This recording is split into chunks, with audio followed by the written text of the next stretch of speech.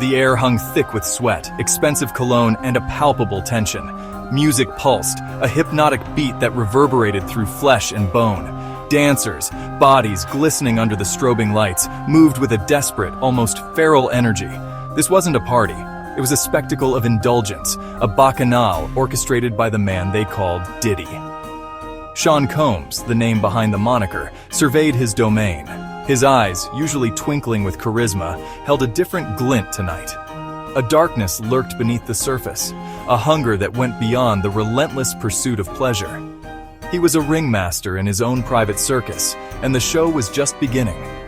Whispers followed him like shadows.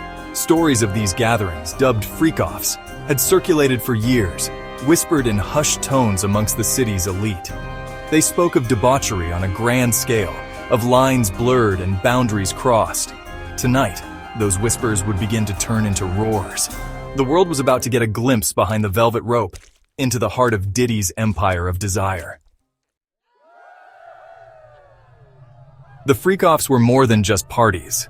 They were meticulously crafted events, orchestrated by Diddy and his inner circle, including his longtime chief of staff, Christina Coram. Invitations were coveted, whispered promises of entry into a world of unparalleled hedonism. The guest list was a who's who of the entertainment industry, beautiful people with dark secrets and even darker desires. Drugs flowed freely, ketamine, ecstasy, marijuana. Inhibitions were shed along with clothing. Sex fueled by narcotics and the intoxicating allure of power became a currency, a means of gaining Diddy's favor or escaping his wrath. It was like a scene from Eyes Wide Shut, one anonymous attendee confessed, but with a hip-hop soundtrack. These gatherings followed a pattern, a twisted ritual orchestrated by Diddy himself. He would select his partners for the evening, often multiple women, sometimes men. The chosen few were showered with attention, plied with drugs and alcohol. Those who resisted, who dared to refuse the advances of the king, often found themselves facing his darker side. For years, the whispers remained just that, whispers. But in the shadows, resentment festered, and fear slowly morphed into a burning need for justice. The first crack in Diddy's carefully constructed facade appeared in the form of Philip Pines, his former assistant. In a bombshell interview for the documentary The Fall of Diddy, Pines detailed years of alleged sexual abuse and coercion, claiming he was forced to participate in sex acts and witnessed Diddy assault other employees. He used his power like a weapon, Pines stated, his voice trembling with a mixture of anger and suppressed pain. He thought he was untouchable. Pines' testimony opened the floodgates. Lawsuits began to pile up, each one painting a damning picture of Diddy's alleged predatory behavior. Nathan, a male sex worker, came forward with stories of paid encounters that left him feeling used and violated. He described Diddy's voyeuristic tendencies and claimed he suspected being drugged on multiple occasions.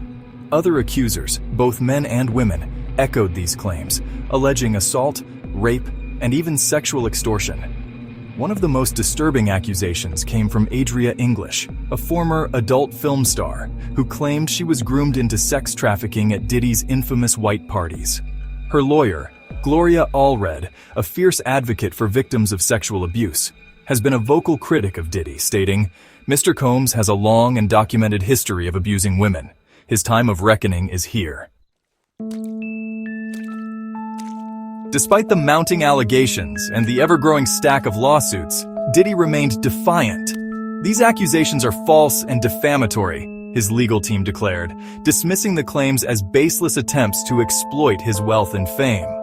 They pointed to Diddy's philanthropic work, his image as a successful entrepreneur and doting father, as evidence of his character.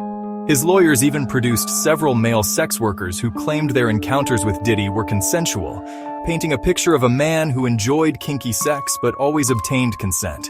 But the damage was done. Diddy's carefully crafted image lay in tatters, his empire teetering on the brink of collapse. Sponsors pulled out of deals. His music was scrubbed from playlists, and his upcoming trial became the hottest ticket in town. As Diddy sits in his cell at Brooklyn's Metropolitan Detention Center awaiting his day in court, the question remains, will the house always win? Or will the music finally stop for Sean Diddy Combs?